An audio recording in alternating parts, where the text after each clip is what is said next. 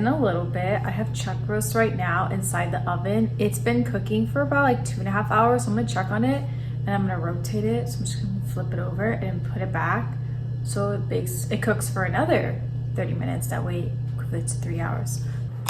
Cherry tomatoes, carrots, asparagus, butternut squash. And I'm not gonna make any potatoes with this dish because I felt like I already had butternut squash. I don't wanna make potatoes with the butternut squash for some reason. So no potatoes this time, so just all these, mix them. I'm gonna make them separately. So I'm gonna do the cherry tomatoes and asparagus together, put that in one pan, put it inside the oven. Then I'm gonna do the carrots and the butternut squash separately because the carrots need a little bit more longer to cook than the asparagus. Okay, so as I chop the cherry tomatoes, I will talk about my butternut squash journey.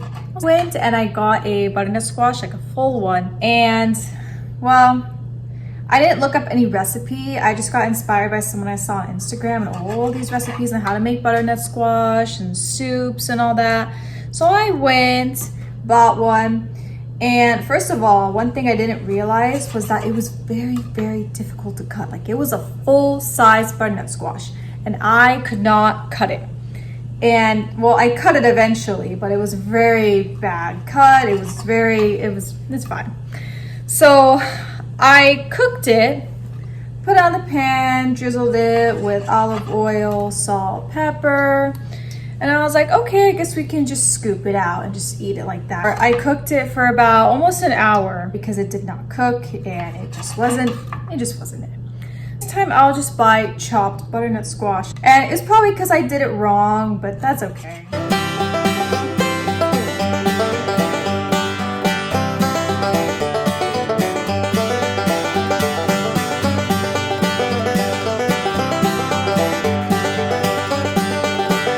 Cherry tomatoes and asparagus together, see if it all fits without overflowing, and it does, so it fits perfectly. So I'm gonna go ahead, put them back into the bowl, put the seasoning, and then put the olive oil, mix it, and then dump them all into their separate kind of plates.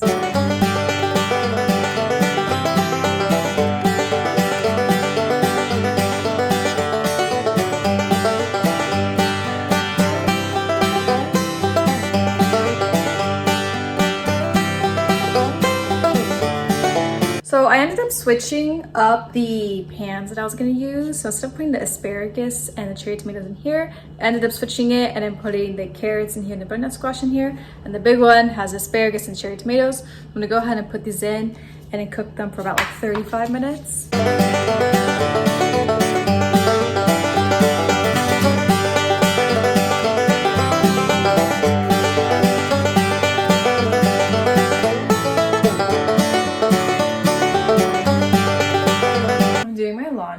And I got these super cute pajama pants. These from Old Navy because I was looking at pajama pants online and I went to Target and I didn't like what I saw, and I went to Old Navy's right next door and I saw these and these were so cute. I love them. They have like little gingerbreads and they have like the gingerbread houses and the little like candies and the cookies. It was super cute. It's really comfortable. I tried it on. This is my first time trying pumpkin seeds with my yogurt, so let's see how it tastes. It tastes fine. It's a good mix. I've never tried it before. I saw someone on Instagram do that, so my first time trying pumpkin seeds with it.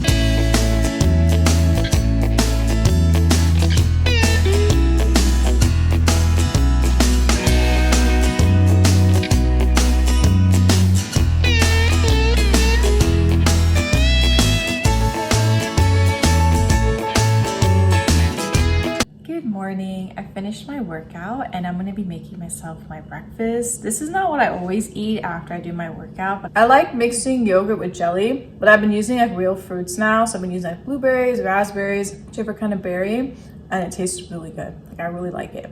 I think yesterday I tried it with pumpkin seeds. I liked it, but I think that I'm used to more of the berries, the fruits mixed with my yogurt. So I already took a bite out of it, but I also eat like an almond butter kind of slice of bread. This is like on a power seed, like a seedy bread, but this is the one. It's the Good Seed thin sliced bread. It's good. I like it. It has like protein and fiber in each slice, so I like it. It's really good, really tasty. It also has all the seeds in there. I know the seeds are good for you. So that's why I normally eat the yogurt with the fruits in there. the almond butter sandwich bread. And this is some homemade goldfish that I made that I cut into squares.